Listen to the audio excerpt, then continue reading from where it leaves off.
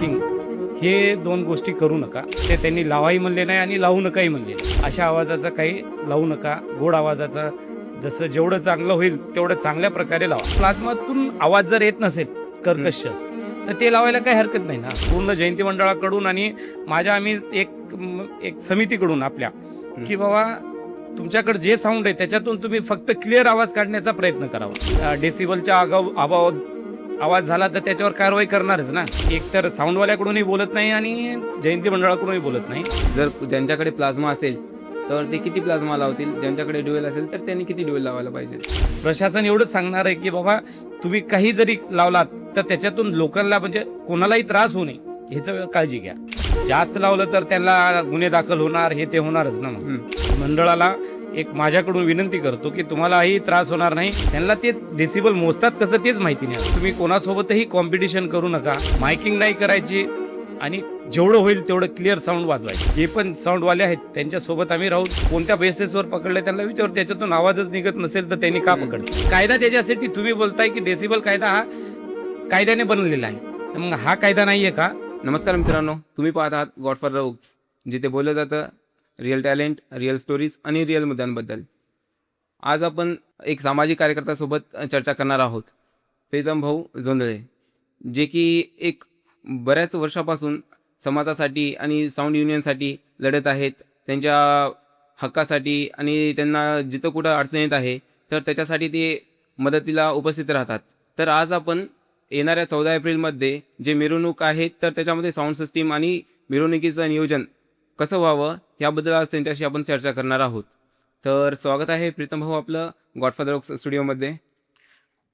सर्व गॉडफादर चॅनलच्या माझ्या सर्व व्ह्युअर्स आणि माझ्या सगळ्या मित्रांना माझ्याकडून जय भीम, जय महाराष्ट्र, नमस्कार. बोला सर आपण पोलीस प्रशासनाच्या बैठकीला उपस्थित होतात. तर सर 14 एप्रिलच्या मिरवणुकीमध्ये साऊंड लावण्याबाबत त्यांनी काय निर्णय घेतला आणि काय बोललं? त्यांनी साऊंड संदर्भात तर त्यांनी जास्त काही बोलले नाही. त्यांनी एवढंच म्हणलं की बाबा कर्कश आवाज आणि मायकिंग हे दोन गोष्टी करू नका. साऊंडचं काय त्यांचं म्हणजे त्यांनी लावाही म्हणले नाही आणि लावू नकाही म्हणले नाही. या दोन्ही गोष्टी सरळ क्लिअर सांगितले की बाबा काय करायचं, फक्त मायकिंग आणि कर्कश आवाजाचं कर्णकाश ज्याच्यानी लोकांना त्रास होईल अशा आवाजाचा काही लावू नका. गोड आवाजाचा जसं जेवढं चांगलं होईल तेवढं चांगल्या प्रकारे लावा. अच्छा, तर सर जे साऊंड्सवाल्यांनी अगोदर प्लाझ्मा वगैरे बुक केलात तर मंडळाच्या लोकांनी सांगितलं की प्लाझ्मावर पण बंदी आली पाहिजे. कर्कश आवाज कॉम्पिटिशन हा बंद व्हायला पाहिजे हे सर्वांचं म्हणणं आहे. पण मंडळाच्या लोकांचं असं म्हणणं आहे की कार्यकर्त्यांचं की प्लाझ्मावर सुद्धा बंदी आली पाहिजे. नाही हे तर प्लाझ्मावर आता हे जे आवाज निघते ना कर्कश हे तर प्लाझ्मामधूनच निघणार ना. नाही सर, प्लाझ्मामधून फक्त बेस निघणार. कर्कश आवाज जो आहे बायनरीमधून येतो. अच्छा, म्हणजे सांगताना कोणीतरी मग प्लाझ्मा हे असं निघते असं कोणाला तरी त्यांनी सांगून ठेवलं असेल. त्याच्यामुळे ते काय लोकांमध्ये संभ्रम झाला की प्लाझ्मामधूनच आवाज कर्कश निघतो म्हणून. सर प्लाझ्मा जो आहे तो बेस असतो. अच्छा हां, तर त्याच्यामधून फक्त बेसच निघणार. जसं जे ड्युएलचे बेस आहेत अच्छा, तर तुम्ही 4 ड्युएलचे बेस लावतात हो ना. तर त्याच्यामध्ये 8 स्पीकर असतात. हा आणि जे 2 प्लाझ्मा लावतात ना तर त्याच्यामध्ये पण 8च स्पीकर असतात. जे ड्युएलचे बेस असो किंवा प्लाझ्मा असो, दोघांचं पण एकच काम असतं की बेसचं. नाही तसं असेल तर प्लाझ्मातून आवाज जर येत नसेल कर्कश तर ते लावायला काही हरकत नाही ना. हां, आणि सर राहिला कर्कश आवाजाचा प्रश्न, तो टॉपमधून येतो, जो की प्रेशर मिडने. तर ते कसं असते सर की प्रेशर मिड पण आहे ना की जे इंजिनियर आहे आणि जे साऊंड चालक आहे तर त्याने सेटअप करून घेतो की कॉम्पिटिशनसाठी कर्कश पाहिजे आणि त्याला त्याच्यामधून सुद्धा ओकल काढता येतं. जो प्रेशर मिड आहे त्याच्यामधून पण ओकल काढता येतं.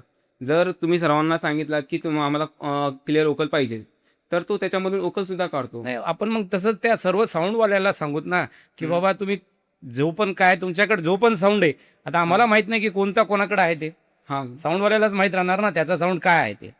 त्यांना आम्ही एवढंच सांगू शकतो, विनंती करू शकतो पूर्ण जयंती मंडळाकडून आणि आम्ही एक समितीकडून आपल्या की बाबा तुमच्याकडे जे साऊंड आहे त्याच्यातून तुम्ही फक्त क्लिअर आवाज काढण्याचा प्रयत्न करावा.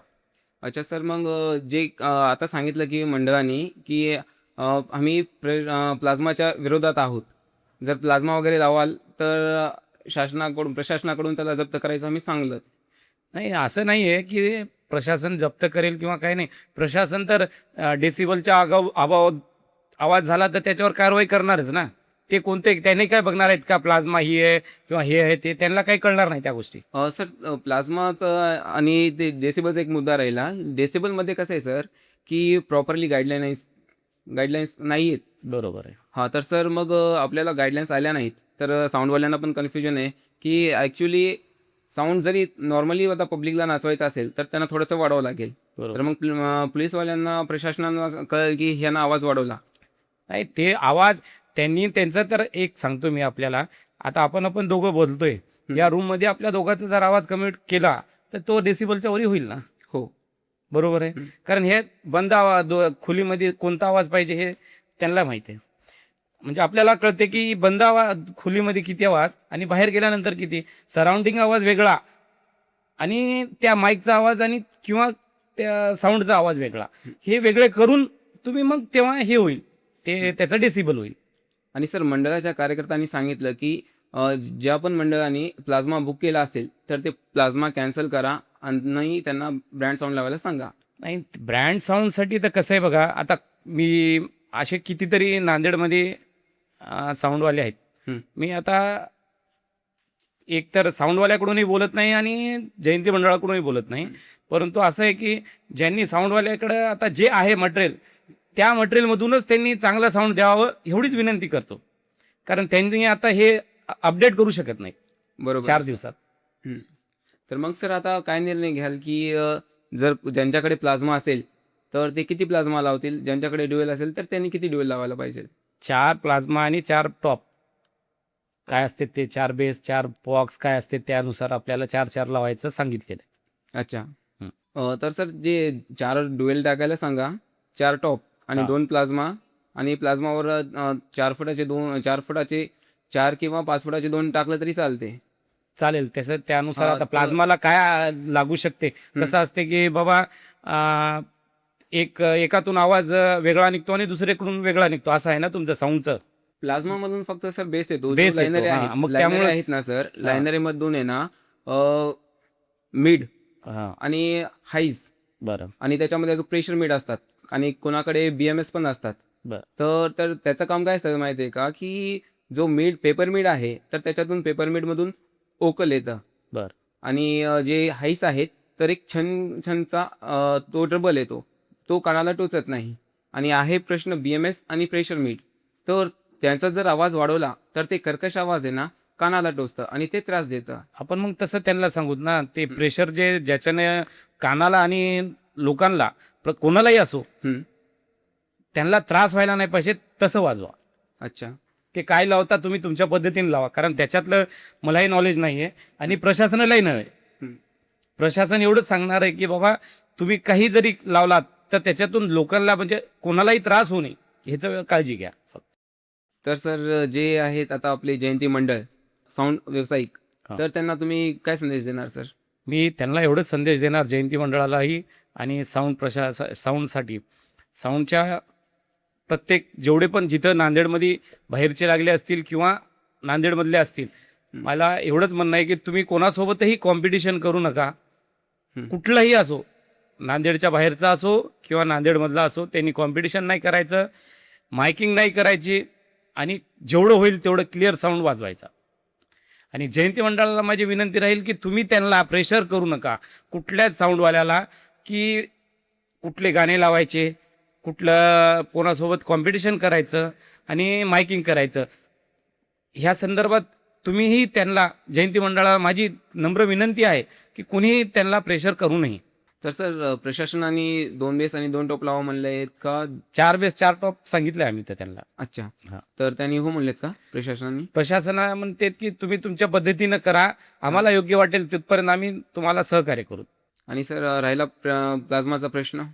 प्लाझ्मा वगैरे आता तुम्ही सांगलाय ना की त्याच्यातून कर्कश आवाजच निघत नाही, तर त्या संदर्भात काही प्रश्नच राहिला नाही ना. तर मग सर जर कोणाची गाडी पकडली साऊंड व्यावसायिकाची प्लाझ्माची की प्लाझ्मा लावले म्हणून, हां. तर युनियन आणि मंडळ आपल्याला सपोर्ट करणार का? 100% आम्ही करूत ना. आम्ही स्वतः तुमच्या जे पण साऊंडवाले आहेत त्यांच्यासोबत आम्ही राहू. तुम्ही कोणत्या बेसिसवर पकडले त्यांना विचारू. त्याच्यातून आवाजच निघत नसेल तर त्यांनी का पकडतील? बरोबर आहे. सर, प्रशासनाकडून आपल्याला साऊंड चालवण्याची टायमिंग काय दिलेली आहे? सुप्रीम कोर्टाचा निर्णय तर 12 वाजेपर्यंतचा आहे. हां. आणि परवाच 17 मार्चला कलेक्टर साहेबांनी नांदेडच्या हे 17 मार्चच्या पेपरला आउट केलेलं आहे की पूर्ण वर्षभरामध्ये 14 दिवस हे रात्रीच्या 12 वाजेपर्यंत साऊंड वाजणार म्हणून. त्यात आंबेडकर जयंती, शिवजयंती, नंतर गणपतीचा 1 दिवस, नवरात्रचे 3 दिवस, मोहरम आणि परत 31st एक आहे. 31st. असे 14 दिवस आहेत. तर त्यांनी त्या निर्णयाचं पालन करावं. कारण का प्रशासनाला माझी विनंती आहे, उन्हाचा पारा वाढते हे तुम्ही विचार का केला नाही की बाबा हे 14 दिवस सुप्रीम कोर्टाने का दिले असतील 12 वाजेपर्यंत? ह्याचाही तुम्ही विचार करा ना. SP साहेब आपली मनमानी करत आहेत त्या संदर्भात. आणि मी यासाठी आहे ना त्यांचं 10चं जे लेटर परमिशनचं दिलं आहे त्याच्या विरोधात मला पण कोर्टात जायचं आहे. कारण ते अन्याय आपण सहन करणार नाही असं सांगतोय मी तुम्हाला. अच्छा.